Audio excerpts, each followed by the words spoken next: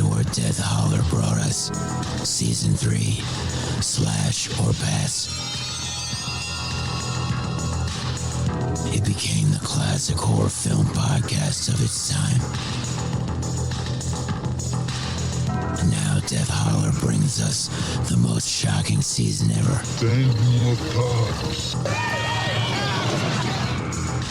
Season 4, Dead or Dead.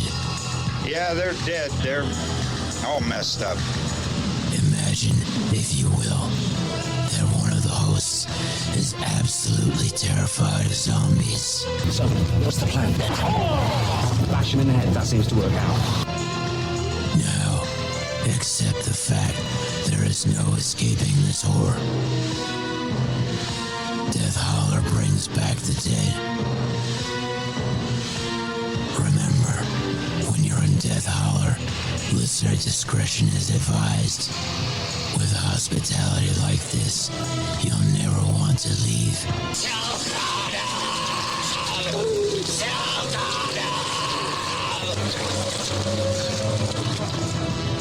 We hope you stay alive.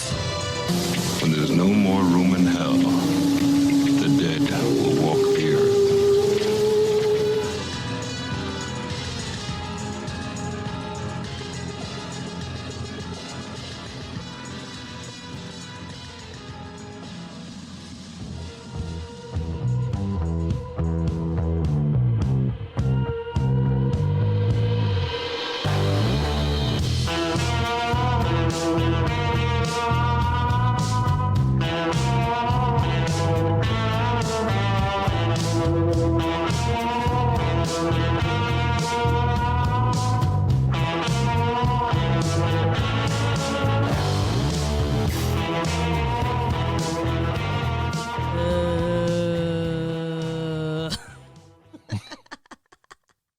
Really? That's what I sounded like the past few days. Host Reverend Dr. Death, and joining me as always is my co-host Llareyna, and Noah's joining us for this episode. We actually, before we get to the movie that we're discussing, we actually have an Attack of the Bees for this part of the episode. Right now? Yes. Let's attack some bees. What is that? What is that? What is it? Oh, no, not the bees! Not the bees! Ah! Open my eyes! That's right. This episode, Attack of the Bees, is Night of the Animated Dead from 2021. God damn it, I didn't watch it. Tagline: the fear, the terror, the panic will eat you alive. That's pretty good. Directed by Jason Axon, written by George A. Romero and John A. Russo. It's basically Night of the Living Dead, just done in an animated movie. Music by Nima Fakrara, I guess is how you say that. Yeah. Principal players, we got Catherine Isabel playing Barbara. She's still useless and comatose throughout the movie, so don't get it twisted. Is this based off the first one or the remake? The first one. Oh, okay. She was in American Mary, the Ginger Snaps trilogy, which is really good. Hell yeah, Freddy versus Jason. Yeah, I love those movies. Insomnia, It's a Wonderful Knife, Boo. She couldn't save that movie. Yeah. And she was actually in 2 episodes of Supernatural. I didn't realize that until I was doing the notes. So wow. I have to go back and try to find her in those. You ever see I don't know if you ever saw the series that they did like 3 different movies, and it's all like comic book animation, but in that's kind of more live. It's the Rot City series. Rot City. I don't think I've ever seen them. Oh, dude, you would love those. So like they're little. It's all done in this comic book style, but it's not still motion. It's like active comic book is what it is. So it plays like a regular movie, but it's a hella good series. It's one of my favorite little kind of cartoon, and it's over the top, dude. It's an over the top like zombie thing. They kind of did that with this one, and it kind of matches what you're saying, but I'll get into it. There's a lot of criticism about this, and it's warranted in my opinion. Dulé Hill plays Ben, still our flawed hero. Josh Duhamel plays Harry Cooper, who's still the coward and asshole. I mean, they're basically the same characters they were in the original movies. or a movie. He was in Transformers and did a bunch of TV shows.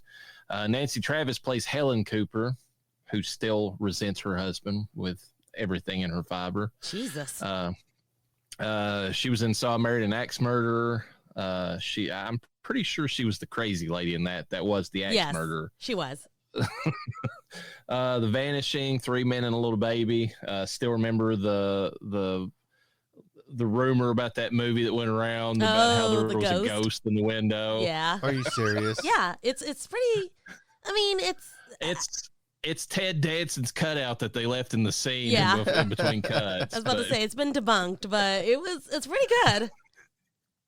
Scared the shit out of me as a kid after somebody said it and I saw it there, but it's funny now because if you think about that now, if you were to make that movie nowadays, you would have a totally different outlook on the movie. You'd be like, goddamn Hollywood people, I know what they're up to. It wouldn't be three men, even if it was three men. If you catch my drift. It'd be three men and a gaby. Yeah. No, it'd be three men doing inappropriate things. Well, it might be that, but I'm thinking that it'd be three trans women, if you understand what I'm saying. Yes. I'm surprised no one's trying to sell that horse shit. Just give them time. They're working on it. James Rodriguez plays Tom, who's still the all-American kid, just ready to, set that gas pump on fire and blow himself up. Just a good old boy. Yeah. In fact, he was in the Dukes of Hazzard movie, so there you go. He was just a good old boy. Hell yeah. Also in the movie Gravy. Katie Sackhoff, that's a big name. Yeah. Played Judy in this one. She still gets Tom and herself killed by... Way to go, loser. Being indecisive and then, causing much problems. I think they changed it up in this one that Judy actually helped her uncle or something drive trucks. So that kind of lended more why did she have to be the one to drive? Well, she's got experience or something, but whatever. Of course, Katie Sackhoff was in Halloween Resurrection, the worst movie in that series, and that's saying a lot. Oculus, which was really good. The Mandalorian, she's primarily featured in the worst season of that show. I hate to say it for her. She is good in Longmire, though. If you've ever seen that or haven't, I highly recommend Longmire. It's a good series. Yeah, Raina doesn't like countries, so I don't think she would go for that movie. I don't like countries? Well, you don't like anything that's kind of Western. Oh, yeah, I'm not a big Western. It's got a Western vibe, but it's also got a murder mystery type thing, like investigation type stuff going on. It's a combination of the two. Okay. She was in White Noise 2, The Light, and then, of course, Battlestar Galactica is where she primarily is known for. Will Sasso plays Sheriff McClellan, my favorite character still. And he's still burning and killing. That's what he does. I didn't realize this, but the sheriff in the first movie was actually played by the local sheriff. Oh, that's awesome. The real local sheriff. Hell yeah, dude. He was hella thrilled to do that. He had to be. Probably did it for free. Yeah. I mean, everybody was, pretty happy to, they had people, if I remember right, it's either this movie or or his original movie or the remake. Had people all the way from Kentucky that wanted to be extras in it. I'm pretty sure it was the remake, but they had enough, people wanting to be in it. Will is from Mad TV, did a bunch of impressions on that. Happy Gilmore, the Three Stooges movie, Eli Roth's Haunted House, Trick or Treat, VR Treat, and then Super Troopers 2. He plays a Canadian Mountie or whatever, and pretty funny in that. And then Jimmy Simpson plays John, Barbara's shithead brother, and he was in Studio 666, Gravy, and then Abraham Lincoln Vampire Hunter. Yeah. So synopsis is it's an animated remake of the 1968 Night of the Living Dead with more gore. Oh, That's okay. literally it. Yeah, well, animated. I guess you didn't say that. Yeah, it's animated, but not well. And Okay. that's the first big criticism of the movie. It's like Noah was talking about with that other series, Rock City. It looks like a comic book brought to life, but if you imagine they left some frames out to make the animation not seem as fluid. So that's the kind of animation style you're getting. It looks like a WB cartoon, almost like it was trying to be Batman, but not as good. That's what makes that City of Rot good, because the selling point wasn't that it's an amazing. It's more of this comic book type look to it. Well, this is, I mean, I don't know. It's not drawn well enough for me to actually give it any credit for the animation style. Yeah, it looks pretty bad. Oh, God. It looks like if you took the original series, traced over it, and did it in the style of Archer, but not like Archer now. Archer when it first started Archer. Like that kind of like, you know, style of movie, and that's kind of what they did with it. I'm looking at a scene right now where it looks like Barbara looks like the teacher from the Magic School Bus almost. Like it's drawn like that. They changed some things in the movie or this version of it. They added more gore to it because they could, and that's both a blessing and a curse, because when we talked about the first movie, there's never a scene shown of like that the person who was ate upstairs that should have been a zombie by all rights. Yeah. Because they didn't have any brain damage. They do a pan around scene in this one where they show that the person, blew their brains out before they were eaten. So, boo. Well, it explains it, why they're a zombie. I like that aspect of that scene. There's a scene later on in the movie, though, which is it's so bad it's laughable. It's right whenever Tom and Judy set the truck on fire and they pull away from Ben. In this one, instead of the thing, her just like trying to get her coat unstuck and then blowing up, and that's it. The glass or something on the truck breaks, shoots through the windshield, takes all of Tom or his head off, takes most of her neck out. They sit there for like way too long on the scene to the point where it's almost like, am I supposed to be laughing at this? Yeah. And then the truck blows up. It's like it's so like poorly edited that and it's so out there and unnecessary that it ruins it. The only thing that I think this movie done well, and it wasn't necessary at all for the story, was when Ben is telling the story at the beginning of the movie of how he got the truck and how he was like, he saw a bunch of zombie or ghouls attacking like this gas truck or whatever across the way, and like how it blew up and, nobody responded to it at the diner.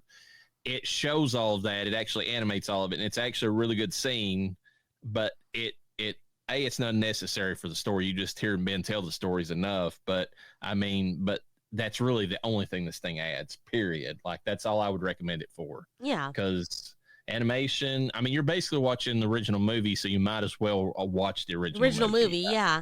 The animation is so bad. The only thing now they made this look very enticing. So the cover of it, the poster, if you will, looks amazing.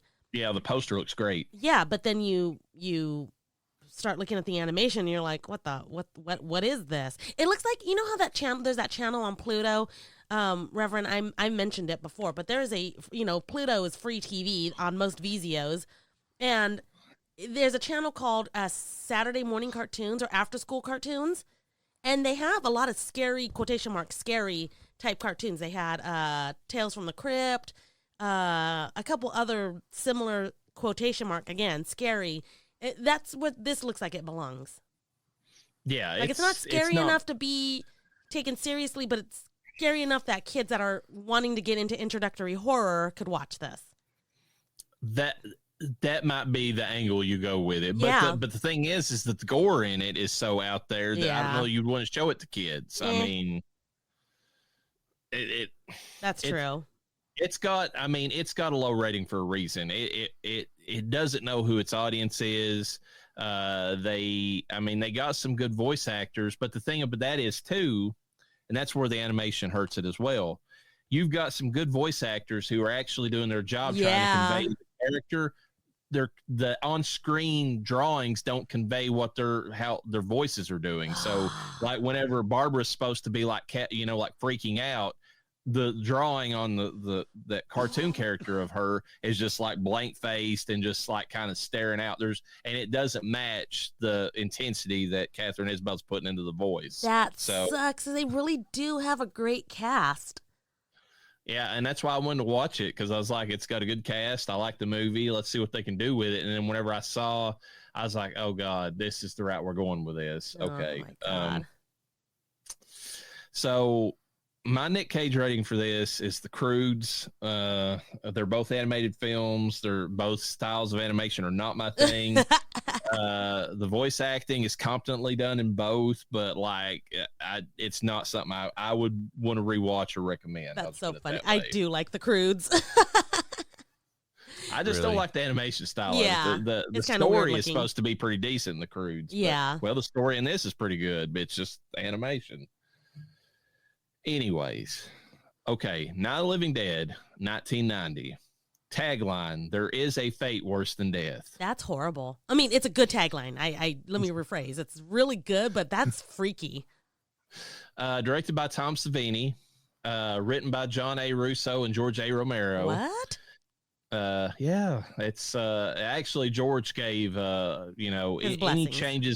any changes in this versus the original George approved. So yes. it's full on. And I mean, he's also got a screenplay credit for this, so he did come back and serious? add some stuff. He approved all the changes for the movie that they made? Because there were some changes that sucked, and there were some changes that were really good. And primarily the Barbara change. He wanted that change because he didn't want anything done with Ben, because we talked about this on the last episode about this. That whole stuff with Ben and the civil rights movement, that was not intended. It was totally they took a white character and because the black actor was the best one of the bunch and could play the part the best, they put him in the role, and everybody read in all that bullshit. And Romero was like, I don't care about that. That wasn't the point of this. But whenever he watched the movie back, he did see because he originally had Barbara in the original script as being like she went catatonic for a bit, but then she actually had some, she came out of it.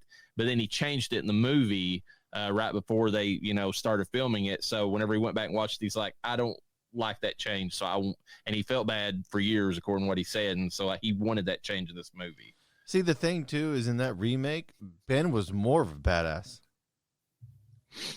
He was. I mean, they didn't really. The thing was, though, in the remake that a lot of people hate is that he's dead whenever they come out and they shoot him. Yeah. So it loses that context of the black man getting shot by the white mob or whatever. But he's more of a badass in the second movie, I thought.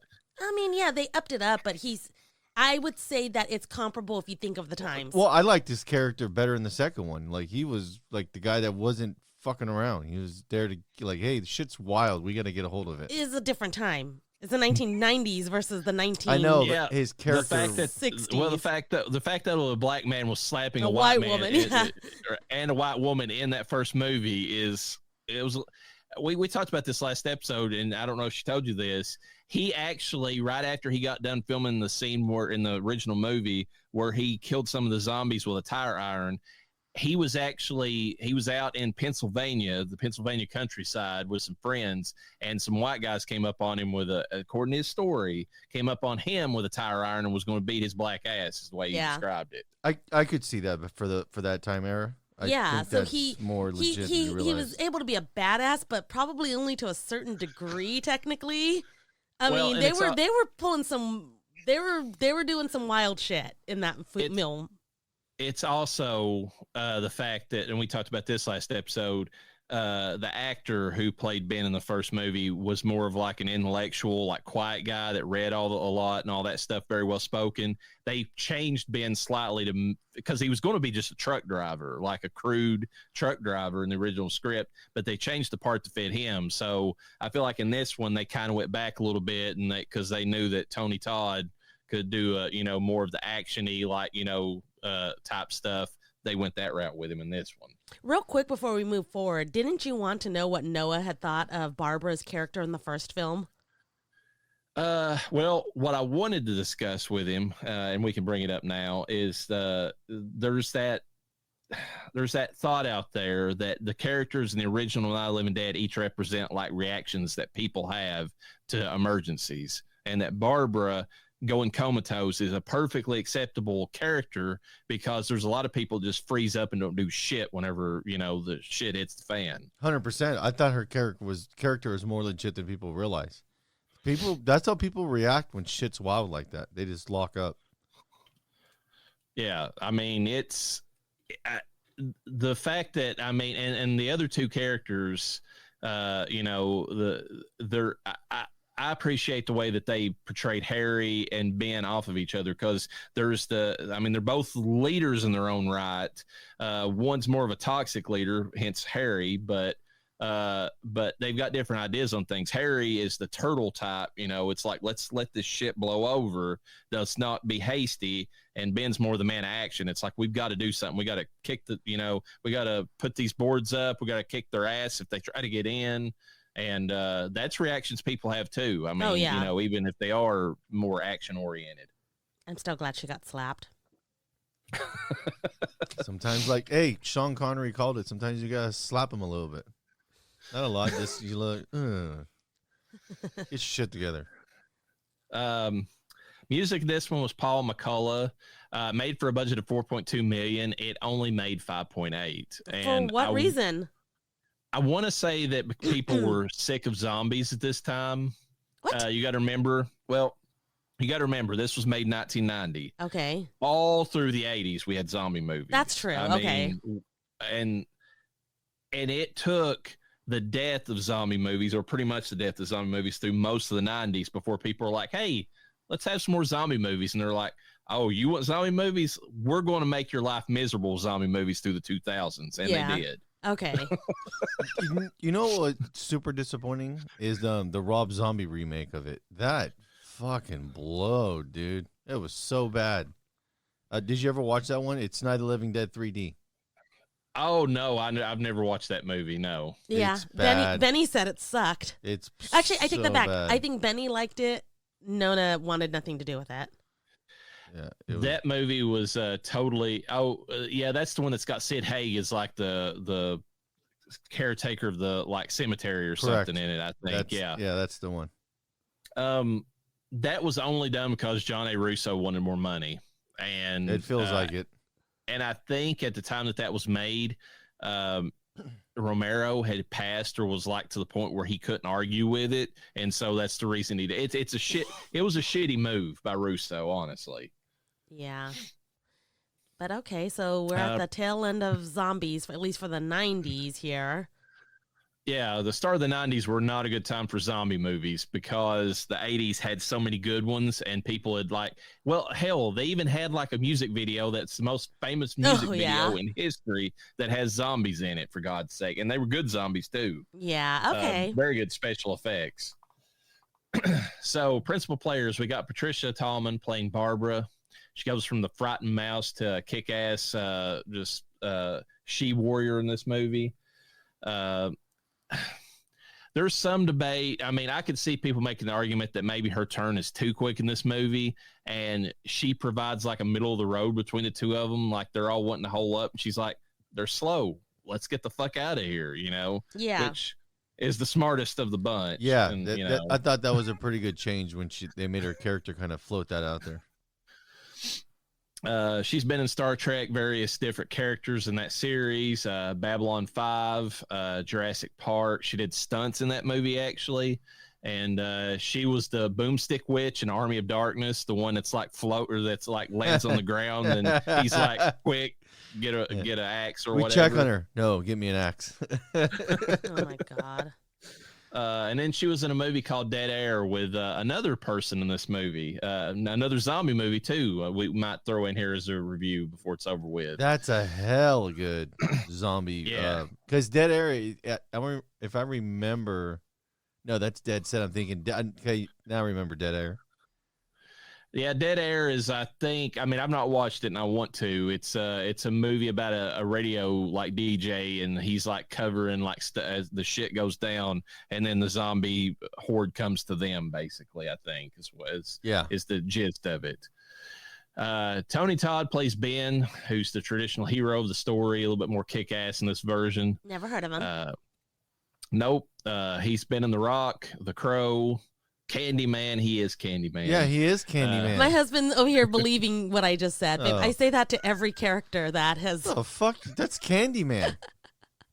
And I say that he is Candyman. This one that came out a few years ago. Yeah, that ain't. there's no Candyman. comparison. Yeah.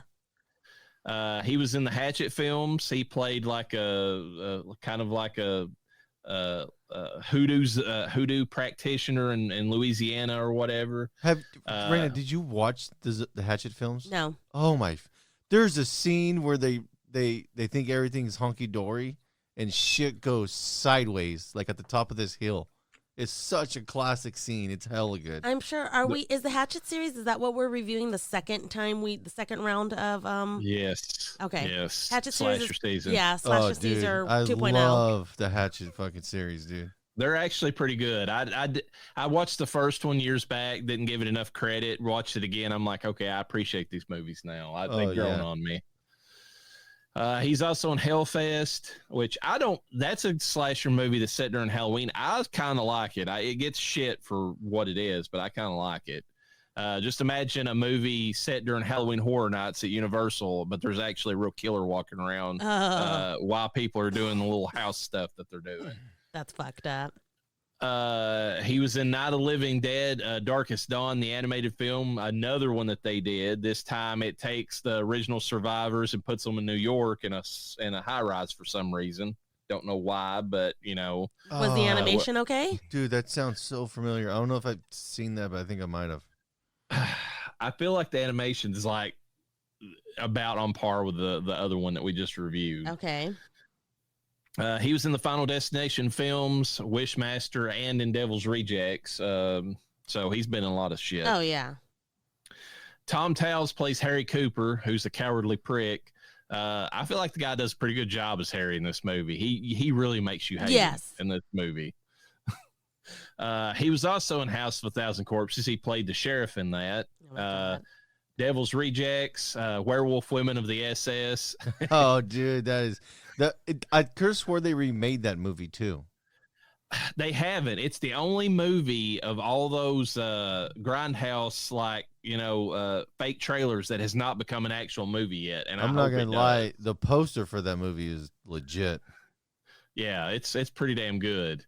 He was in Halloween 2007, the Rob Zombie remake, The Prophecy 2, and then Henry, Portrait of a Serial Killer. I went back and watched Prophecy 1, 2, and 3 just the other day because I got like a big fancy set of them, man. I actually like the first 3 Prophecy movies. They're all pretty decent. Yeah, maybe I'm thinking The Omen is the later ones where Sam Neill plays the character. Yeah, you're thinking of The Omen. Prophecy's Christopher Walken. He plays Gabriel, the Archangel. Yes, okay. Yeah, those are good movies too. Part 3 is kind of weird, though. They make he becomes human. He gets cursed to be a human by God or whoever, and he totally changes his character in the movie. He's actually the good guy in it. It's kind of weird. McKee Anderson plays Helen Cooper. She's the downtrodden wife / mother. William Butler plays Tom. He's just a good old boy engaged to Judy. William Butler's been in some legit horror stuff. He was in Leatherface, Texas Chainsaw Massacre 3. Wow. He was in Friday the 13th, Part 7. He was the birthday boy in that movie that gets killed before he ever gets to the birthday party. Oh. And he's a director, producer, and writer now of his own independent horror movies, in particular the Baby Oopsie series. That's him. William Butler does those. Baby Oopsie series. You've talked about it before, Reverend, but I don't. I don't know anything about them. They look awful. I'm just saying, but they've got their fans. It's like this demonic baby that shits and vomits and does all that. So there you go. Katie Finneran plays Judy Rose, the country girl caught in a bad place. She was in Secret Invasion in the movie Freaky. Heather Mazur plays Sarah Cooper, the little girl bitten by a zombie. She's in Tacoma FD with the guys from Super Troopers. Oh my God. And General Hospital. And then Bill Moseley, who's also in Dead Air, plays Johnny, Barbara's sadistic brother. He's also Chop Top. So, oh yeah. Oh my God. That dog will hunt. House of 1,000 Corpses, Devil's Rejects, 3 from Hell, TCM2, Dead Air, Repo, the Genetic Opera, Natty Knox that I mentioned a few podcasts ago, and then Prisoners of Ghostland. He's been in a ton of shit. Bill Moseley's good. I'd like to try to get Raina to watch the Genetic Opera, but I don't think she'd do it. Anything that has singing that kind of starts happening, she's like, oh my God, it's so stupid. There is one song in that though when they're talking about that little glass vial that's like so catchy that like it made it on the TikTok. So Pat Reese plays the mourner at the beginning of it. He's the old man. I love that line. I'm sorry. I'm so sorry. And then Bill Cardell comes back and plays a TV interviewer again. He was also the TV interviewer in the first one. And Russell Striner plays Sheriff McClellan in this version of the movie.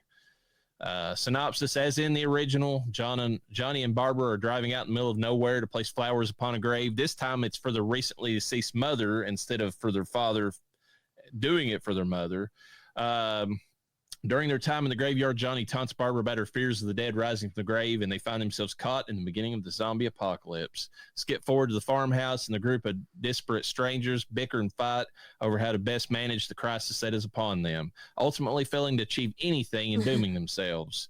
This time, however, Barbara grows backbone and becomes a Ripley-esque level badass. Uncle Reg could stand to lose a few pounds. Ben and Harry throw hands for a few rounds, and Barbara stops being a waste of space. And every road out is just another dead end. Ugh.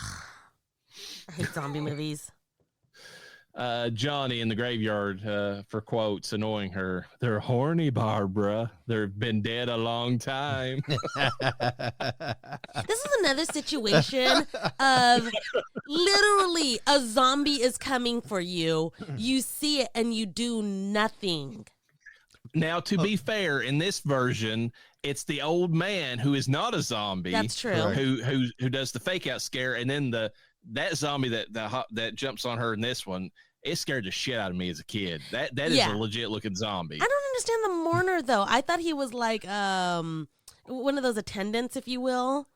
It was in my head, the way that the movie plays out, he was the guy, because they show the hearse there. So the zombie that attacks them, he actually has dust on him. No, the zombie that attacks her later, that's walking toward her, and then the clothes come off. She thinks it's a regular dude. I think that's the guy they were getting ready to bury. Yes. The old man was the guy who was like the caretaker that was going to, and he was the, but he does this thing, if you watch in the background, whenever the zombie attacks, that he flips around and then he kind of stares at her like almost like he's become a zombie at that point. I think so too. Yes, I saw that too. And what the fuck is he sorry for? I don't know, but that's my next line. I'm sorry. I'm so very sorry. I think he's sorry because he brought the dead to life, he thinks. I don't know. Yeah. Ben, you're losing it, girl. You're losing it. And then Barbara's like, you think so? And then she shoots at the approaching zombie in the face. Whatever I lost. Is it dead yet? I lost a long time ago, and I do not plan on losing anything else. You could talk to me about losing it when you stop screaming at each other like a bunch of 2-year-olds. I love that scene though, also that you're talking about, where she's like, "Is it dead? Is it dead yet?" Oh yeah, because they don't believe her that they're all like walking corpses. She's basically showing them you got to shoot them in the fucking head. She's shooting the Megadeth zombie. That's what me and my buddies always called it whenever it shows up. Because the way they frame it. The way they frame it, it's like there's nothing in the window, and all of a sudden this like Indian, really skinny, and it's like Megadeth rules. That's what we always said when we watched it when my buddies in high school. Ben, you're the boss down there. I'm boss up here. Yeah, why not? I mean, that is the case. Go be the king of your castle. Let's see. Ben, after having just pulled Harry forcefully out of the cellar, look, from now on, you leave that door open. We may want to get down there. We may need to get down there if those things break in. And then Harry's like, yeah, sure. You want the best of both worlds. You get caged up here. You want to be able to run downstairs. Well, that's not the way it's working, pal. You want to get in that cellar, you get in there now, or you can forget it. And then Ben's like, I'm not boxing myself in down there until there's absolutely no other choice. And then Harry's like, yeah, well, I'm not gambling with my daughter's life. Look, if you want to stay upstairs, go ahead, but don't count on me to help you. And then Ben's like, I'm not counting on you for shit, Cooper. They're both fighting over nothing. Yeah. Well, the funny thing about it is that Ben, where does he end up? Yeah, he ends up downstairs. Where does Harry end up in the movie? Upstairs, yeah. Upstairs.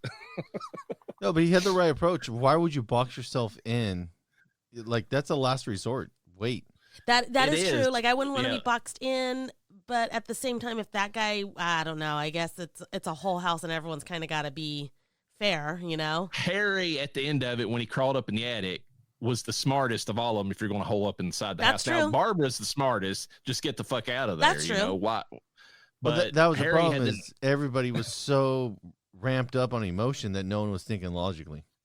and that's kind of the point of the movie. That I mean, you get these strangers together. Well, even if it's your family members, you're going to have like this inner conflict that's going to cause so much issues and you're going to lose precious time to actually be able to do anything. I don't agree that with Ben on trying to board up the windows. I mean, nothing they were doing to those windows was helping. Like, Yeah. I mean, they were just breaking on in. It was a bad place to try to defend themselves. Barbara, they're so slow. We could just walk right past them. We wouldn't even have to run. We could just walk right past them. We have the guns. If we're careful, we could get away. She's right. Yeah. Then that scene at the end of it, I love it. And I want to say that they said this was improvised. They're us, we're them, and they're us. You know, whenever she's looking at the rednecks, like, you know, playing fighting with the zombie, corralling it around and all that. Harry discovered Barbara as she returned to the house the next day after he's cowered in the attic and left her for dead. You came back. And then he's like, you came back. And then she looks at him and then just blows a bullet through his head. And then she looks at the rednecks and that's another one for the fire. They straight up knew he wasn't dead. Yeah, They looked at each other and they're like, that's a cold bitch. Like, you can see it in their face. Yeah. They definitely gave like a nod, like she's fucking nah. But I love that line. I mean, she's so cold at it, like she doesn't even care at that point. Visually, this movie is fucking fantastic.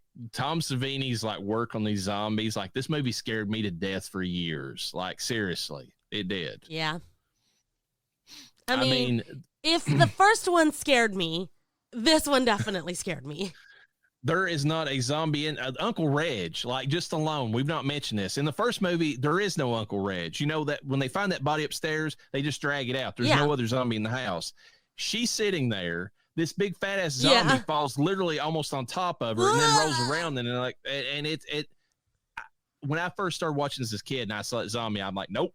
And I turned it right off. It's kind of like oh my god, which one am I thinking? Not is it Dawn of the Dead, the remake with that huge lady that was in? They brought her in. Yeah, they brought her in with the wheelbarrow. It's effective. Well, she looked like a fucking zombie before she ever became one. That, to me, that's I thought she was a little done up too much before she turned, but that's a whole other argument. Yeah.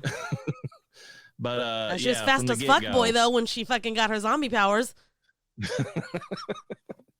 That zombie baby is not aged well though. We'll get to it when we cover that movie, but it looks like CGI bullshit. It does. But there is no zombie in this movie that, I mean, in the blood effects, I mean, it's Tom Savini. You're going to get your door. I mean, and like the scenes where like after Tom and Judy, like, you know, are dead and like they're like eating like the flesh, it's like way more like you can see more of it and it's just way more gross. It's the sound effects, very well everything. Yeah. Look we have graduated past the white makeup, the white face makeup with the black raccoon eyes.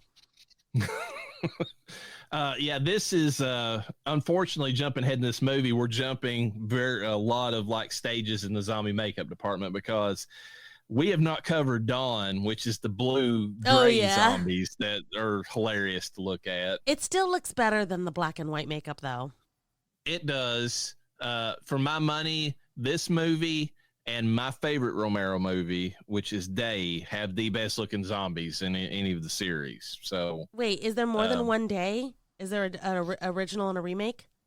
There is multiple remakes a day, and they are all dog shit. And I don't know that I'll even watch them if you ask me to, because I hate what they've done with them. Basically. I've never seen. I don't think I've seen any of the Day of the Deads. Not the original, not any remakes. I don't know how you're gonna handle the original because it is grim. Like, it is the most grim movie he ever made, in my opinion. Ugh. You have not seen that? I don't think I have. I'm not saying that I haven't. I just don't think that I have.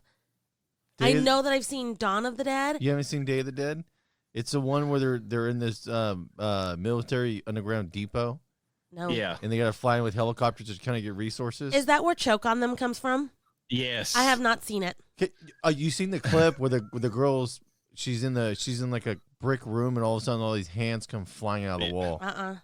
Oh, I haven't seen it. She's going to die when she watches this movie. Yeah, I love this movie. It's one of my favorite ones. I'm all shaking now. I'm like, ugh. Well, because the movie's so good because it doesn't matter if you're a lead actor in that movie because shit goes sideways for everybody. Yeah. And to me, the creepiest thing about it is the music, because where they filmed it in this underground bunker, a lot of the music is like this wind and then like a moaning sound underneath it, like the zombies carrying. Yeah. No, I can't. I'm gonna lose my fucking mind. You've seen clips of it. You just I've don't seen realize clips it. of it. I've definitely seen clips of it for Fucking sure. love that movie. Well, because Reverend had me put together the disclaimer, and I had to pull a lot of sound clips, and some of them I pulled was from YouTube where it showed it, and I don't like it. Oh, dude, that's such a good movie. I saw a whole scene of some guy running down a hall, a zombie shooting this guy. That's Bub. Bub's so fucking good. Mm-hmm. And I'm like, what the fuck is happening right now? Yeah, I'm good. Yeah, he's training him like a dog.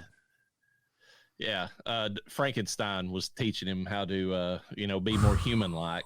I have to woosah when I watch that movie.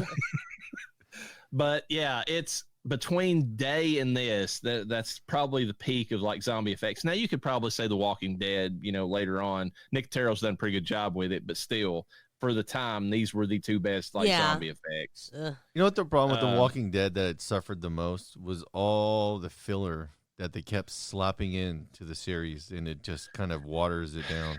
Are you talking about not the zombies? No, this filler. When I mean filler, like filler episodes that wasted time. Wasted time where there's barely anything. That, and just like the comics, you get to a certain point where what characters are you supposed to root for? Because it's just like George R.R. Martin's like Game of Thrones. You don't even feel like connecting with any of them because they're going to die like an episode later. It's kind of pointless. That's why I understand the whole idea of building up a ton of story with a lot of the characters. That's a good point, because it's like you're trying to get connected to them, and for what purpose? It's like we were with Glenn for that long just to have what happened. So, but that was a good one because the Glenn, you get even if you read the comic, you get a ton of invested time with them. For it to end like that, it's like that's different though. You have all this time invested, and it's like holy shit. Yeah, but they ripped my heart out with Glenn, and I stopped. I have literally got the last book that I've got of The Walking Dead is that book, and the last episode I ever watched the show was that episode, and I'm like, I can't do it. You've ripped my heart out both times. I can't do it.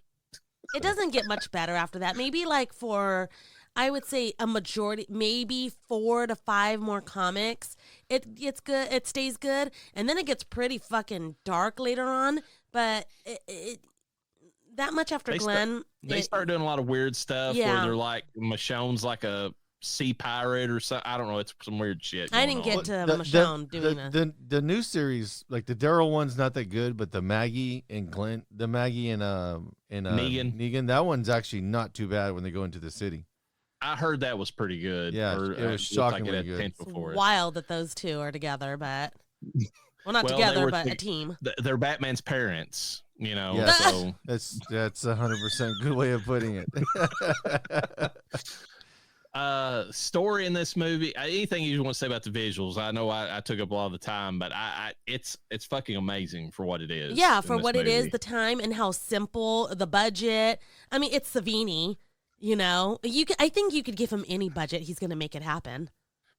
I mean, look at how good he made some of the scenes in the original Friday the 13th look, and I mean, they had no budget whatsoever. Well, not that, but Savini did the special effects for the Thing too, right? He did. I mean, he was over it, but like I think he had like a crew that he had built up this time that he knew he could whatever he told them that they were going to do exactly what he said. So because he executed the Thing hella good. I mean. Yeah, so and then visually, I mean, there wasn't he did so much with so little, in my opinion. I think it just worked so well. Yeah, again, this is one of those things. But that's the number one thing that happens with all these movies. Yes. The budget gets stupid retarded tight, and they don't know if they can make it work. So they get creative, and what happens on the other end? Something amazing every single time. What's the deal with the budget? Because it was only $5 million. That's back in the 90s.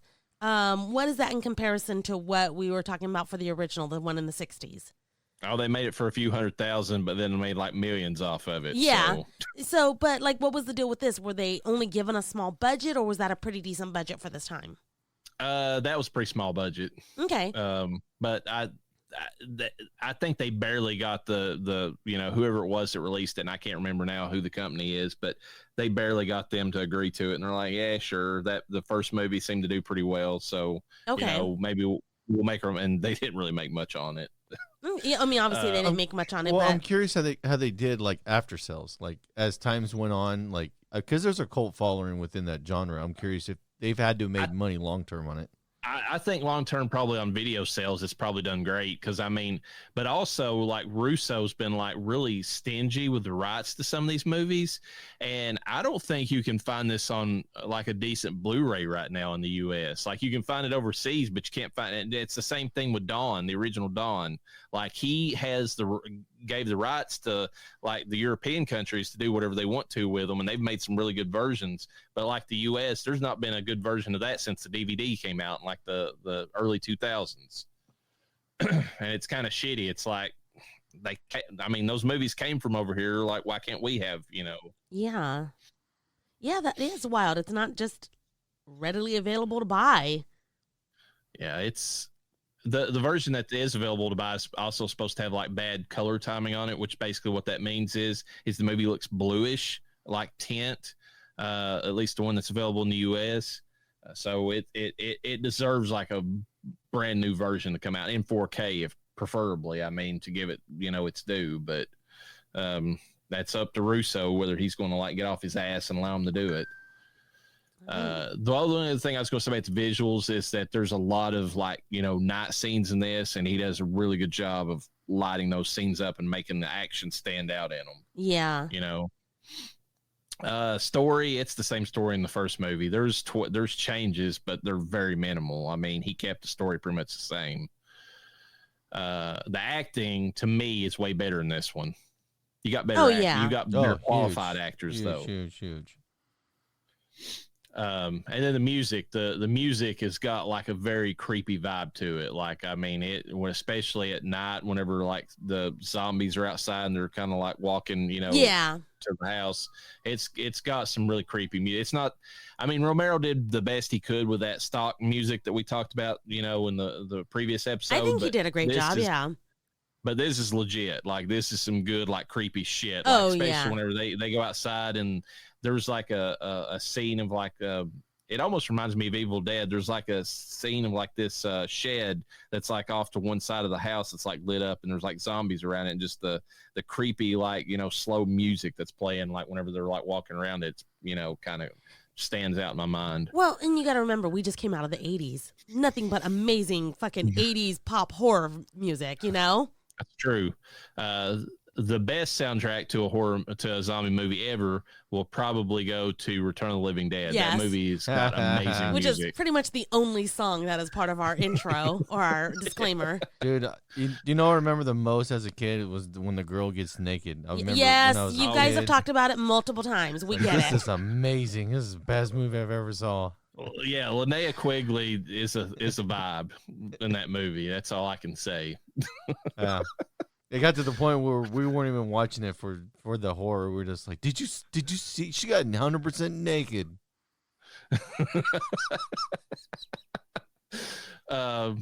It's so sad too. I mean, especially like later on when she becomes a zombie, there's not a whole lot other than her like whole head, like almost like, coming apart to swallow somebody's brains. Yeah. It's like, okay, still I'm digging this, until the. And you guys never got tired of looking at naked bodies. No, she's like a stripper. She looked like a stripper build. Like as a young kid, you imagine if you went to a strip club, that'd be the type of girls you're seeing, and you get to watch a girl in a horror movie get completely buck naked, down all the way down. Like as a young kid, you're like, holy shit. Yeah, you didn't even have to use a magazine, dude. You just make sure no one's in the house, and then you just kind of watch the movie by yourself.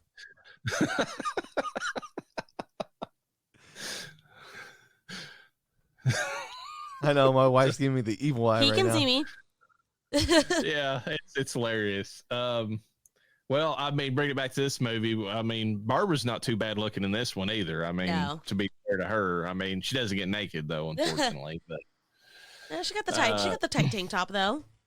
yeah, she gets that white tank top going on. She's got all that business. I mean, we'll cover a little bit later on our final thoughts on it, but there's nothing bad to say about this. This is a damn good remake. Like, I mean, 100%. you know, people that like to say, you know, remakes always suck. No, there's several movies out there that prove that wrong. The Thing, this, I would argue the Dawn of the Dead remake. I mean, Wait, you didn't like there's the several Thing movies- remake? The Thing is a he's, remake. he's talking about the prequel. Oh, okay. No, the Thing that John Carpenter did is a remake. Yeah, that's an Okay. amazing okay. remake. Yeah, Okay.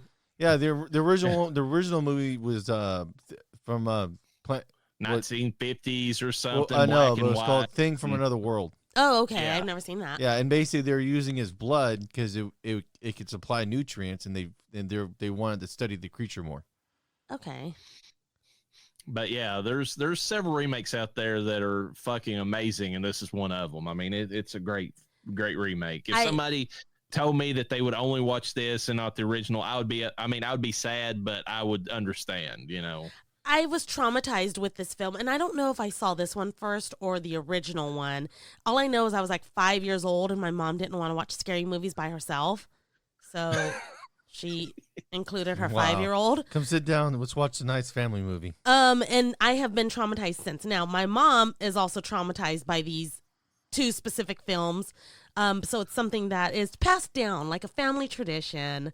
I don't know what else to say. It's these films. They're good. I mean, I still like the original. This one definitely is better. For me, they hold up for anyone that has a thing for zombies, meaning you're scared of them. I don't care how slow they are. I don't care how slow they are. I don't care if they're fast. They terrify me. You've seen the original, even if if you've just watched other scary That's movies. true, yeah. Because it's always on the TV when somebody turns on the TV at That's night on true. Halloween. Yeah. Because they can, because the copyright issue. That is so sad. It's funny, but literally the George Romero's original Night of the Living Dead is basically the horror version of It's a Wonderful Life, because if you watch any Christmas movie, Yeah. when they turn on TV, it's, you know, the bell ring scene from, you know, It's a Wonderful Life, and this is the equivalent of that, just on Halloween. Jesus. Trivia on this. Tom Savini originally wanted to start to film in black and white and then slowly add color to the movie. I would have liked that. I'm not going to pretend. That would have been an interesting choice. It Yeah. wouldn't have took away from the movie. I don't think so. Bill Cardille appears as a reporter in both the 1968 version and the remake. Cool. His daughter is actually the one in Day that Noah was talking about, where the hands reach out of the wall and grabs her. She's No, thank actually you. at around 39 minutes at Hold one on, point in the hold on. film. She's the main antagonist, the girl. Yes, that's His Bill daughter. Cardille's Really? daughter. Yeah. Yeah, she did an awesome job in that role. Yeah, she was friends with Romero, obviously, since she was a kid, because her dad was friends with him. So that's Fucking how she ended lucky. up getting the part. No shit, huh? Talk about fucking knowing people. Yeah, dang, what's up with my friend? Can you get my daughter in a movie? Dang. At one point in the film, a female zombie can be seen walking through a field with a blouse or with a house in the background. This zombie hears the banging from the humans in the house, trying to board up the windows, and is attracted to the noise, so she turns and begins staggering to the house.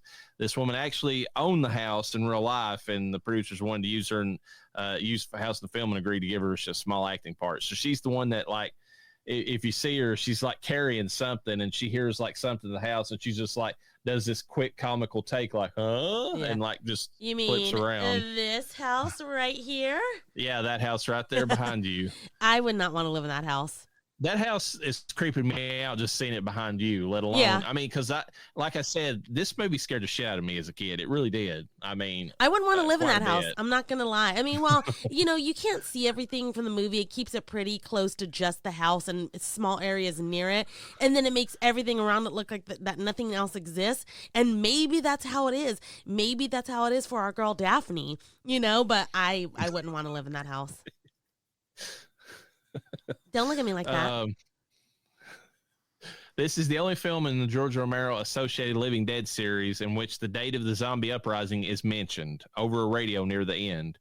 August 23rd, 1989. However, in the unaffiliated The Return of the Living Dead, 1985, at the beginning of the movie, the caption reached July 3rd, 1984, 5:30 p.m. Eastern Daylight Time. Oh, my God. It also reads Louisville, Kentucky, which is why I was traumatized by that movie. You're like, that's where it starts. I seriously thought it was a real thing. Like whenever I was that young of a kid when I saw Return of the Living Dead. Hell yeah. You know Also, what, though? This is like the effect, the Blair Witch effect that had on everyone. And people make fun of it today of, oh, those stupid people were like so convinced that was real. Yeah, we did think it was real. And it was good fun. Marketing. Yes. It was good marketing. Good marketing. And that kind of fear, you can't pay for that kind of fear. Yeah, I was in art class with this guy and one of my friends, and he kept like telling me, he's like, dude, have you seen this shit that's leaked on the internet about this Blair Witch stuff? And I'm like, what are you talking about? And remember, the internet was new, so we believed shit on the internet back in those days.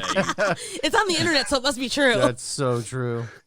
And like he was showing me the videos, and I was seriously creeped out. I'm like, and this is a real thing that they're going to show in theaters. And he's like, yeah, man. And I went and watched it, and the ending ruined it for me. Yeah, but the rest of the movie, it actually did its job. I'm not going to lie. And then the hype leading into it really did. They did an amazing job. And look at, like I said, just like you read those words and saw where it was at, and you're like, oh shit. I'm telling you, look at how we're in our 40s now, and we pay good money to get scared. Okay. But we'll never be as scared as we were in those times. No, I watched this at just the right time. I mean, to be scared out of my fucking mind. I think I was 11 or 12. Yeah. And it got me. It got me good. There's not enough money in the world to pay for us to get that kind of fear. Or at least Return of the Living Dead. I watched this after that, or tried to, and still couldn't do it. But that's a whole other thing. The Mercedes driven by Johnny at the beginning of the film was owned by Tom Savini. According to the director, it was the first car he bought after meeting with success, and it broke his heart to wreck it during the filming. Fuck. Did he get it fixed? I did not realize that. I mean, I know he was on a budget, and he was hoping probably that he could take like whatever major profits he got. Yeah, and just, but he didn't. Get it fixed. And then whenever it do that well, he was like, fuck.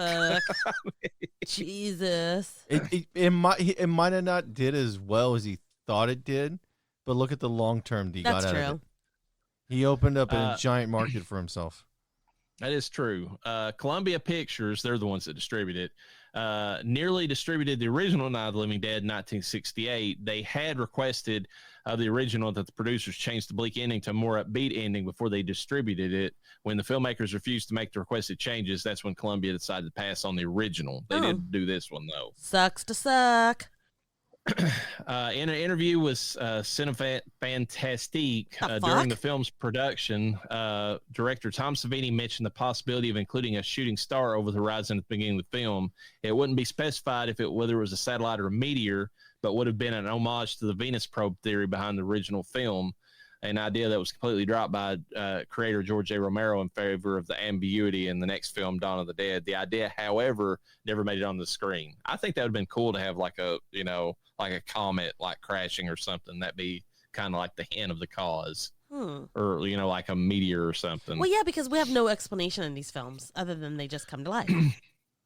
Yeah, but in the original, they give that, that irradiated probe from Venus idea, but then like after that, there is no excuse. Well, that's the thing is when you have a movie that's thrilling and engaging like that, you don't really need to explain where it came from. It's true. When the movie is shitty, then you got to start kind of walking back a storyline to try to hook people in. Yeah, I mean, it's funny too because I watched Warm Bodies again for the upcoming discussion we're going to have of it, and at the beginning of it, R's talking about he couldn't remember how the zombie apocalypse started, but some of the things he lists off at the beginning of it kind of tie back to some of these other zombie movies that in the past or whatever. So they at least threw back the concept a little bit to that. Yeah. But he makes the point. He's like, it doesn't matter. We're zombies now. So just like Noah was saying. This is Tom Savini's directorial debut. He went on to make some other movies after this, so Just a few. thankfully this wasn't his last. The Magruder zombie was a man that director Tom Savini saw in a diner and told him that he would make a great zombie. The man agreed. He showed up to all the premieres. That's the guy that Judy sees on the porch, the guy that's got like the curly white hair that's like in just a blue shirt, and she's like, "That's Mr. Magruder." You know? My God. No, thank you. Funny thing about him is that his hair looked like one of my buddies in high school, and every time that he popped up on screen, we had Megadeth zombie, and then whenever that zombie popped up, we're like, "It's David." He's a zombie in this fucking movie, and it did look like him. So what the hell? As in tradition with most zombie films, the word zombie is never once used in this movie to describe the living dead. Yeah. I mean, it's kind of a thing. Yeah. I don't know if it's better or worse whenever they use the zombie word. I mean, it's what it is. Yeah. Tom Savini pushed hard with the producers to make Barbara the survivor and an action heroine. Yeah. And he got his way. Caroline Williams, who played Stretch, if you remember, in TCM2, she was the final girl. She almost played Barbara in this. Okay. But she was had conflicting schedule issues with Days of Thunder, and so she wasn't able to film this. Well, Days of Thunder did a lot better, so yeah, it did. So can't complain about that. Director Tom Savini has known Patricia Tallman since they went to college together. He chose to cast her because of her strong-willed demeanor, and she was also, I think, his love interest in the movie Night Riders that George Romero did in 1981. Interesting. Strange film. It's about people in the 70s that go around and do like a Ren Fair type cosplay, but like they're knights and and all that in King Arthur's court. But then they go around on motorcycles dueling each other. It's a strange concept, but it's actually not a bad movie.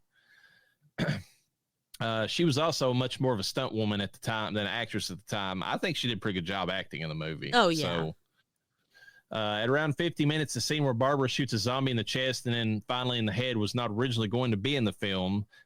We were supposed to see a hideous female zombie that Barbara saw as her mother. Everyone was supposed to tell her to shoot it. The mother would have looked at Barbara and asked, "Where's Johnny, Barbara?" Then turned back into a hideous female zombie, at which point Barbara would finally shoot it. I'm glad they cut that because, I mean, even if it had been in her head, it would have thrown the audience. It's like, why is this zombie talking? Yeah. Because the rest of them don't, I don't like that, yeah. At around 49 minutes, the man who comes through the window after they throw Magruder out was a cab driver. That's the Megadeth zombie, who Tom Savini took a ride from and was hired to transport extras to and from the set during filming. Savini asked him if he wanted to play a zombie in the movie. According to Patricia Tallman, during the filming, he briefly stalked her and kept channeling Bill Moseley by repeatedly saying, "I'm going to get you, Barbara," as a joke. I would have kicked You know him. what? Every time I saw that guy, all I could think of was like a Hindu snake charmer. Yeah, same. That's what I think every time I see him too. Yeah.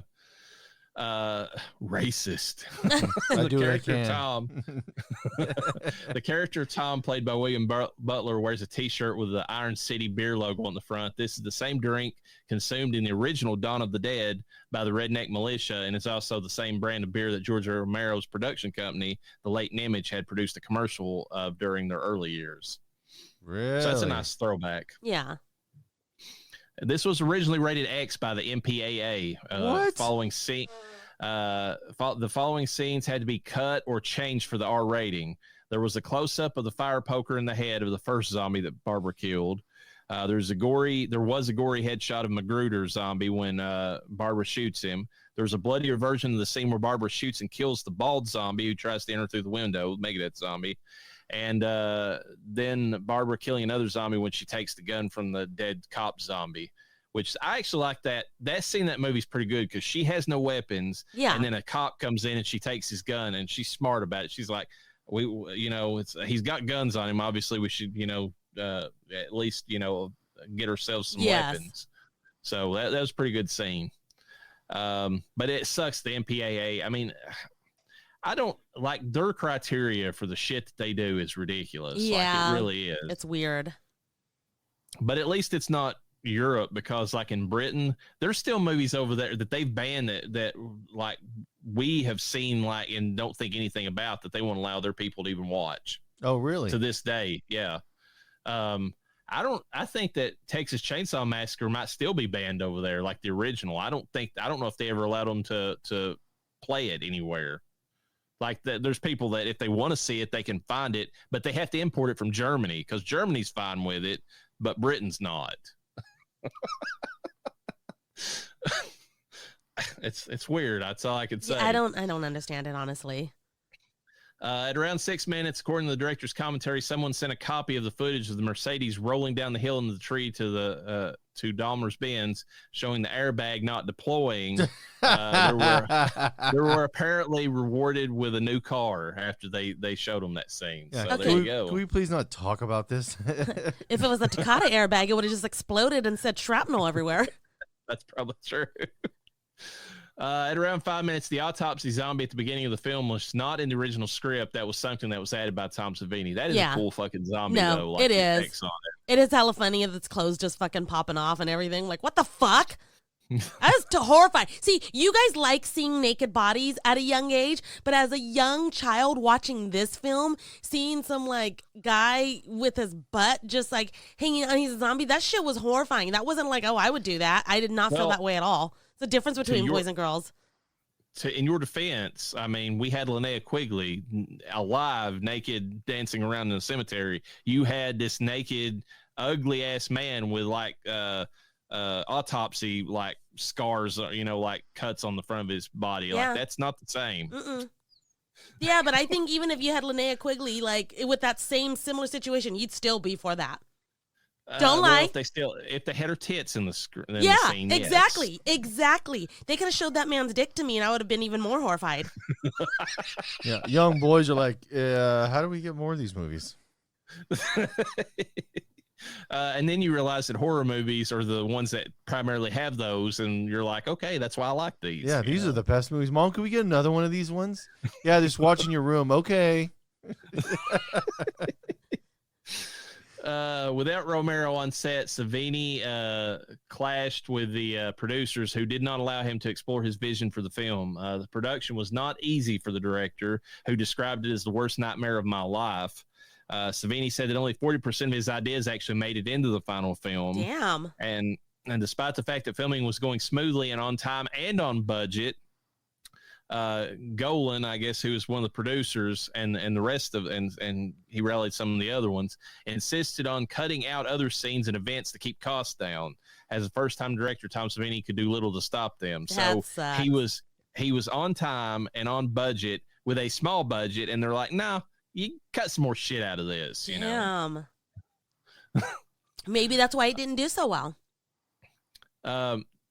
Well, Rob Zombie, I mean, had the same complaints about, his Halloween 2 remake or whatever. Like, because he said that half the shit he had in his script, they had him cut. Like, literally the day before he was going to film it, they were like, yeah, cut all this. And he said he was literally ripping like pages out of the script, the day before he was set to film them. The characters take refuge in an isolated farmhouse early in the film. Next to one of the doors visible in the shots of the exterior of the house is the name of the owner, M. Celeste, in nail-on letters and script font. This seems to be an homage to the sailing ship Mary Celeste, which was discovered in the Atlantic Ocean, unmanned and under sail, heading towards the Strait of Gibraltar in 1872. Her crew was not on board and the only lifeboat gone, but the ship had no damage and was seaworthy. Like the ship, the house was relatively undamaged by its ordeal, but none of the occupants survived. This is the deliberate reference, according to Savini. That's why he kind of tied the two together. Interesting. It was poorly received when it was first released and didn't do too well at the box office. While opinions are still split, I feel like more people are on the side of it now, but regardless, the film is largely regarded nowadays as a good film in its own right and one of the better horror remakes in general. So, and it is.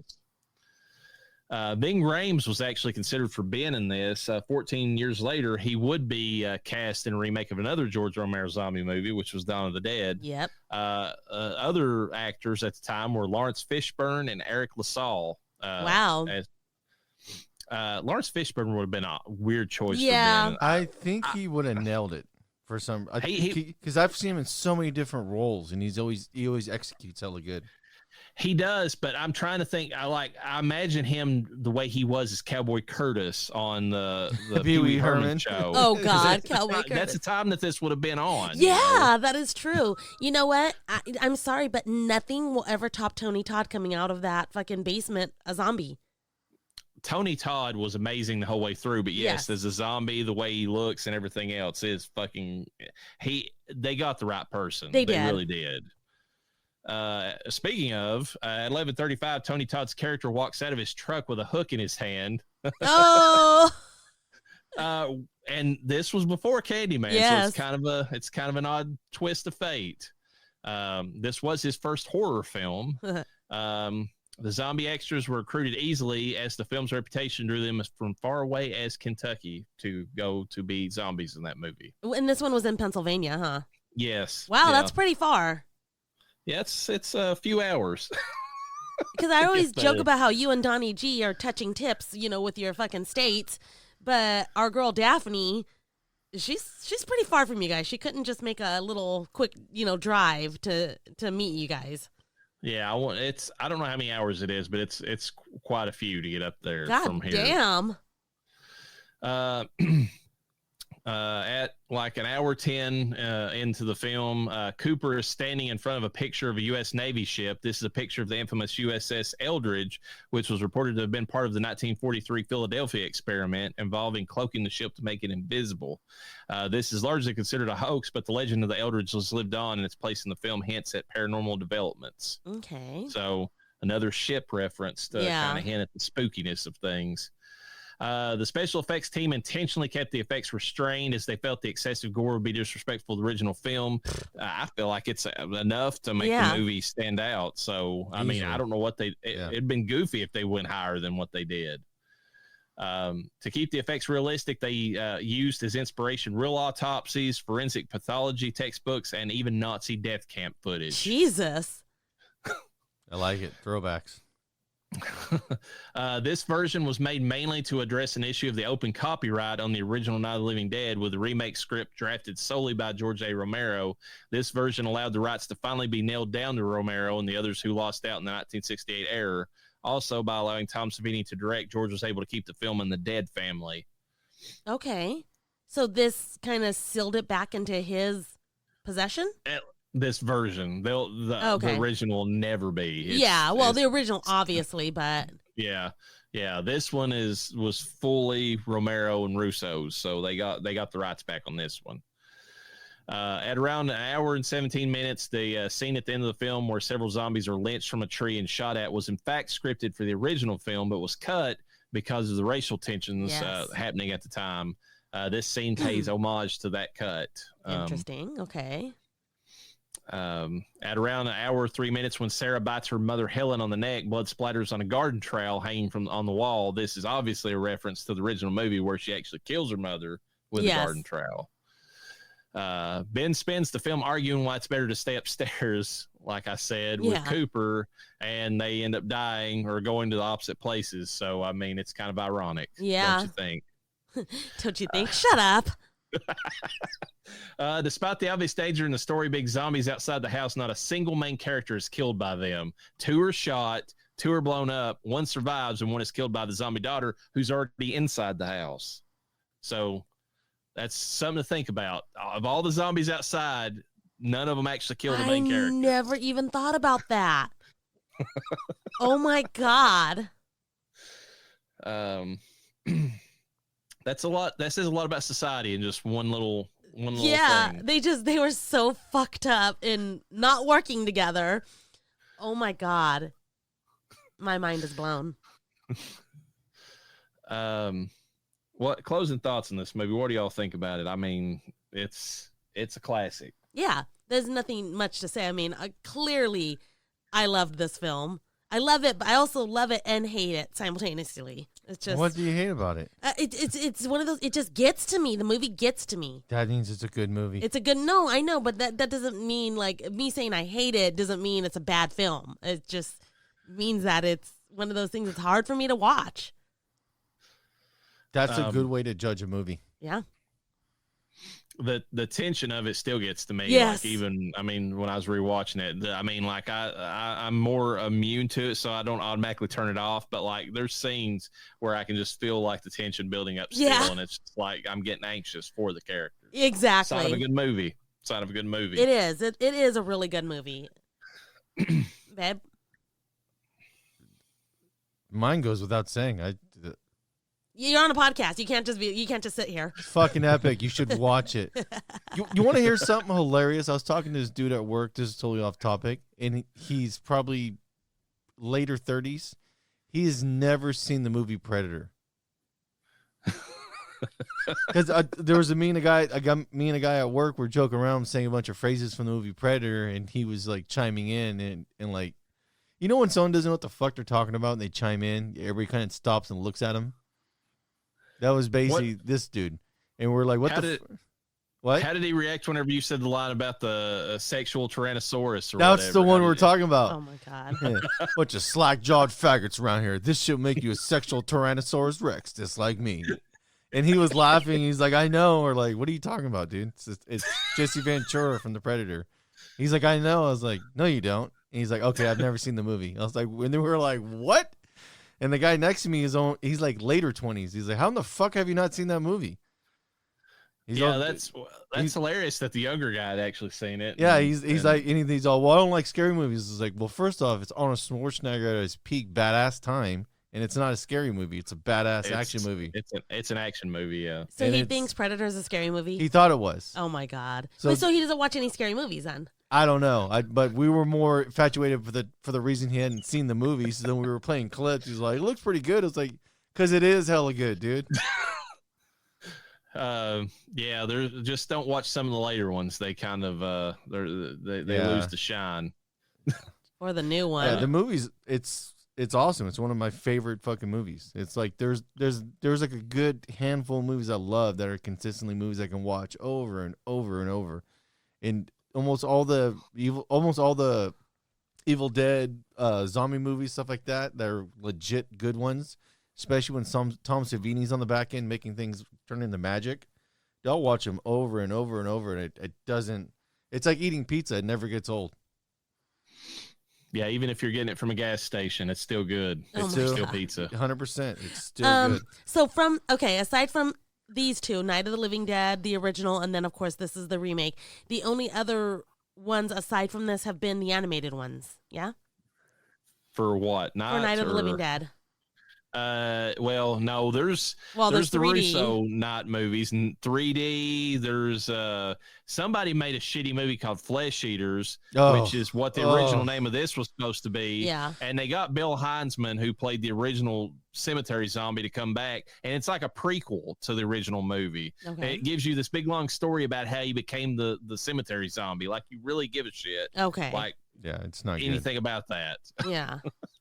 Huh. So yeah, there's other movies out there. Unfortunately, because of that copyright going off of it, they made a ton. Yeah. And the reason there's so many bad Day of the Dead movies is somehow Romero, he didn't lose the copyright on it. He lost the distribution rights, and some other people got it, and they started making these horrible, like, lop-on movies to it or whatever. Jesus. It's Dude, like, that Nick Cannon one is a fucking joke, dude. You ever seen that one? no, I refuse to watch any of them, because when I saw what they were like, I'm like, fuck this. I'm not besmirching the original movie by watching any of this shit, you know? We keeps it classy here at Death Holler. Dude, the Nick Cannon one's a fucking travesty. You're trying to watch that thing and choke it down. You're like, holy shit, who did this in post-production and thought we made an amazing product? I want to say that somebody got Ving Rhames to come back and do a Day of the Dead, and it was almost that's like they were the trying one- to do a. No, that's okay, the it was one- supposed to be like a sequel to the Day of the Dead in a roundabout way. And that's the one with Nick did. Cannon in it. And it Oh is my God. Okay. bad. So bad. As far as Romero's movies go, honestly, this the remake. I mean, I love the original, but the remake is probably right up there with Day as far as one of my favorites. I like Land. A lot of people don't. And then whenever I did like Land of the Dead. I like Land of the Dead, and there's a remake, isn't there? I like the remake. I'm not gonna lie. There is, well, to get back to what you said earlier, I forgot about this. There is a movie that Romero made that's like a shot on film, like Blair Witch Project style movie, called Diary of the Dead, and it takes place on the same day that Night, the original Night, is supposed to take place. If you put it toward the future when people have cell phones, Yeah. but it's okay at best. And it's a low budget. It's not low budget, but you can tell they didn't have a giant budget that did the movie. The worst part about it is the blood CGI, and you can tell like it looks bad. Then he made Survival, and it was the last film he made, and it was so bad. What's it called? It's Survival of the Dead. And what's the? I don't know if I've seen that. What's the framing of the movie? So it takes place immediately or right after Diary of the Dead, and the only claim to fame of it is, or the only thing that stands out about it, is it takes place on an island. Like some of the characters from the first movie make their way to an island, and there is an undead zombie woman riding around on a dead horse or something through most of the movie. What the fuck? And it's like, and remember now, it's like it's like two families feuding is what the whole movie's about. Like they're on this island with the zombie apocalypse going on, and they're still like the Hatfields and McCoys. Basically, it's like, fuck you, I hate everybody in that fucking family. I'm going to kill all you mother. It's like that's what the movie is, and it really is so bad. Like it really is. Like when I watched it, I'm like, oh god, the makeup effects are pretty terrible. Like they don't even look like zombies. You know what that movie sounds? You ever seen the Cognies versus Zombies? No, but I've heard that one's actually pretty good.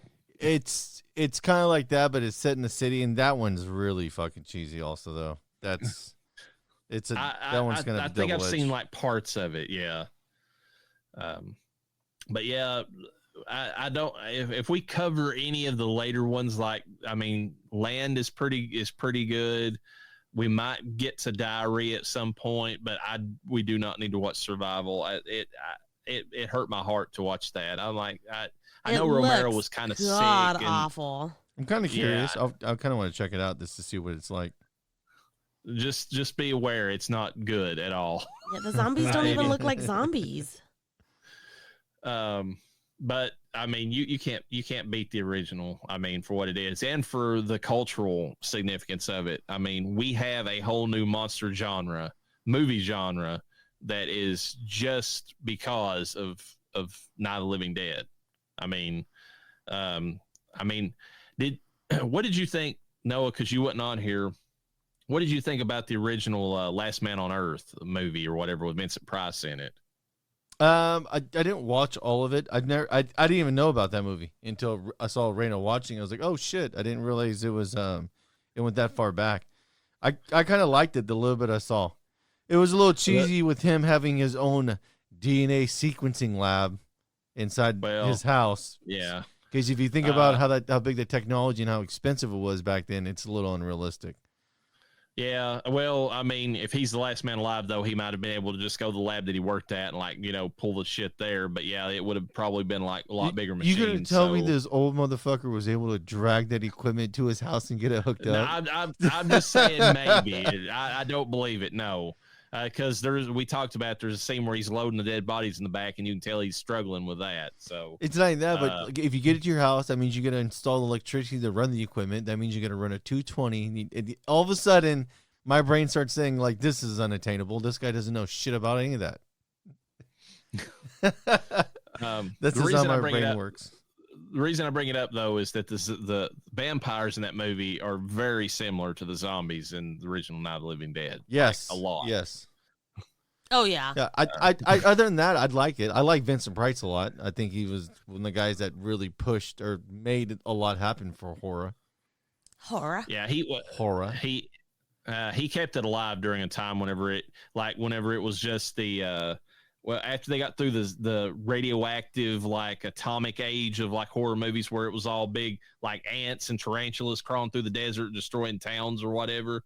Like, it basically died as a genre until he came in and started doing the movies he did. So, I don't know. I don't know where it would have been at if he hadn't been there to kind of keep it alive for whenever he did. Yeah, I want to sit down and actually rewatch it. I only saw a little bit when Raina was watching it, but it looked like a good movie. I like old school movies that are done good. Well, the thing was, too, the shocker of that was I liked that film. And I don't like black and white films. Oh, dude. Unless everything's blowing up 24/7 in the movie, then it's like, this movie's fucking retarded. It's like, really? Because there's a story? My bad. How dare we build an attachment? So you know what the funny thing about my old lady is?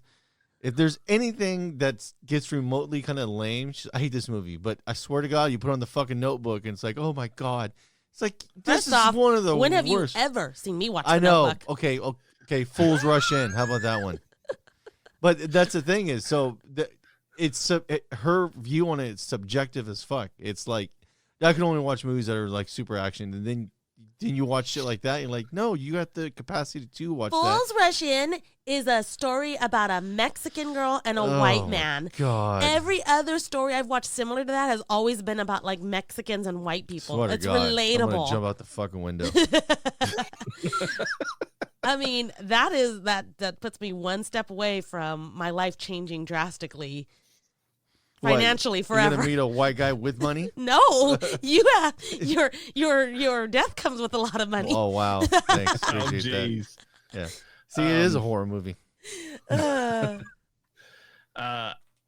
honestly, I mean, it's one of my favorite horror genres, even if it has been done to death in the last decade. I don't know what would you say it keeps coming back to life?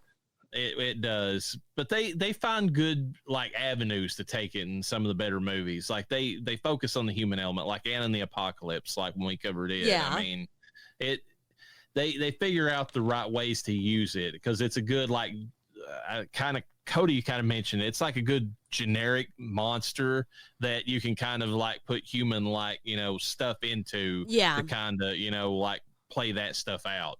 See, and Anna the Apocalypse is like a sleeper movie. Like people are like, I don't know about that movie, and it's like, no, I like that movie. Like I thought it would be a little too much with the woke shit, and it wasn't. It was like the balance you're looking for when you make a movie. You're not beating someone over the head with the message. Unlike the Black Christmas 2019 movie that came out, that was oh my God. Or It's a Wonderful Knife. That's fucking, that movie sucks my dick. That is if you look at that movie and it's like, if you look at a character, if you guess that they're gay, you're 90% right every time. I mean, because I got to the end of it, I was just like, so everybody's gay in this movie? Like everybody? But that's everybody. But that's the funny, like I was telling Raina that when we were down at Universal, we were walking around, I was like, do you understand how out of touch Hollywood is? Because if you walk around any amusement park, it's nothing but families and kids. And like it's like, but if you watch a movie, like 90% of the cast is all gay, but in reality, it's like, no, you're fucking like maybe in the marginal 5% range. I did mention though, Disneyland does have a lot more, but even non-conventional I understand couples, that, but even ratio wise, I guarantee it's still nowhere near. Yeah. They promote. Yeah, not even. Yeah, you might get lucky if it's like 15% of the people were like, oh God, not even that much. Well, I'm just saying though, the representation's fucking all over the goddamn and it's place. usually the same people you see around the park because they're pretty easy to point out. Damn. It's like I was telling her about It's a Wonderful Knife though. If they would have had the brother in that movie be a straight guy with a girlfriend, 100%. That would at least mixed it up slightly. Yeah. Because if they're going to make the reveal that she was bi or lesbian, just hadn't realized it, and she already had the aunt that was too. I mean, you're already skewing heavily into that region. Yes. You don't need the brother to be, and but if you think about it too, it would have made more sense the fact that her and her boyfriend weren't having a good relationship, and you could spin it as though, yeah, she's gay, she didn't want to hook up with him or fuck him or do anything. Then you give plausible deniability. That's why the relationship wasn't working, and that's why he was fucking her friend. Yeah. You know what's funny is I even have one of my gay friends she watched the movie. I had convinced her to watch it, and I was like, it's not good, but this is, blah, blah, blah. But I was like, here's the thing I didn't like. And I told her, she goes, you're so right. She goes, even a gay person was like, everybody was gay. She's like, it's not like that. She goes, the girl, like she was with me with the girl. I was like, I understand the girl coming out as gay by whatever she was at the end of the movie. She goes, that made sense. She goes, everything else, none of it made sense. They were just gay because they made them gay. They weren't even like convincingly gay. No, and the other side of it too. I mean, I know this is way off topic for this, but people can leave at this point if they need to, whatever. But it's every heterosexual couple in the movie was evil. Oh yeah. Like, did you notice that?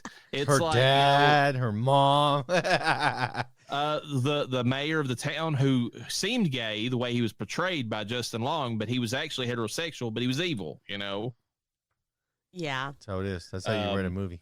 You can drink your water. Don't give me cooties.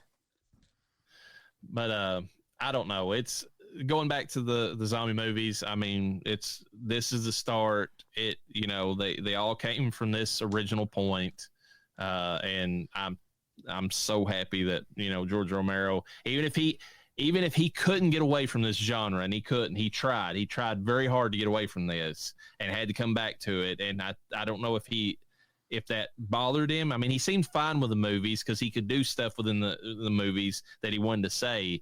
But I feel like there was part of him that was like, there was a split second there where he could have done anything else, and it just didn't work out for him. But think about if he never came back to it, you wouldn't have the remake of Dawn of the Dead, which is fucking an amazing movie. There's so many movies that got redone for a modern era that were amazing. Because I'm not even talking about this remake. I'm talking about the original movie. Once he got past it and there was a split. He made like several different movies in several different genres, like in between, trying to not be that zombie guy, and none of them worked out for him. They were all duds. And then he had to come back and he did Dawn, and then everybody was like, "Yeah, you're the zombie guy. Do those for the rest of eternity." And I don't know if that bothered him or not. I mean, he did weird, great with them because you can do so much with it. And he was happy to do that. I watched an old interview with him, and it's funny watching these old interviews from back in the 70s, because it was like Tom something or other show. I don't even know what the guy's name was, but Romero and that Tom guy, who was the talk show host, were like smoking, like chain smoking the entire time. Romero was literally like lighting one cigarette with the other. That's how much chain smoking was going on. Jesus. And but they had Don Coscarelli on there too, a very young Don Coscarelli. He had just done Phantasm, and the guy was interviewing him, talking about horror movies, because this was around the time that Romero had done like Dawn, and he was asking him, he's like, what do you say to people who thinks these movies are too gory and all that? And Romero was just having a blast with it. He's like, I can tell the stories I want. This particular movie about, Dawn, he was talking about consumerism, and he said, just dress it up with all this stuff. And he said, it's a big comic book. He's like, it's just all, like just out there and fun. And he's like, we just had a blast making it. So he didn't hate it, but like at the same time, I think there was part of him that wanted to do other things, Yeah, but the best thing about zombie movies, it gives you a giant slate to delve into human interactions and how fucked up people can be. Like you have so much room to make a story around stuff like that. And the best movies do that, like 100%. Big time. I'm glad that we are 1 month into this, and we only have 11 more months to go. And she gets. Do you understand like the scope of zombie movies that are out there? Oh yeah, we're going to be reviewing them. We got so fucking many. You don't even watch a fraction of the ones we have. I don't want to watch them. I don't like them. They scare me. That's why you watch them. But she's going to get a break in February because they're all like romantic comedy zombie movies, which is like you can. Are you watching? Are you guys doing Fido? We are doing Fido. I'm going to cover it, but I can't. I don't feel like Fido is like necessarily romantic. It's it is. It is. The old lady wants to hook up with the zombie at the end. She does hook up with the but I know, but the whole story is Fido pursuing her because he fucking is attracted to her. Oh my god. There's other movie. I mean, I might throw it in there for a Tag of the Bees because I guess that would fit. The other ones that we are doing though is Warm Bodies and Death Becomes Her. Those are the first two. And then at the end of the month, we're doing My Boyfriend's Back. And dude, that's such a good teeny plot movie. It is. And then Life After Beth. Have you seen that one? Yeah, that's a good one. Yeah. Yeah, I haven't seen Life After Beth yet. So, yes, I do get a refresher for February, and then it's back in the saddle of Dawn of the Dead. You get to see that. Rewatch Fido, because I think you might have a different opinion now. Watch it with a clean set of eyes, and you'll understand what I'm saying. Okay, it's been a while since I watched it, so I just remember him, like him being like the servant, the dog, as it were. He to was. the That's the whole family. idea. But then he starts kind of like, the old lady's kind of hot, and everything starts changing.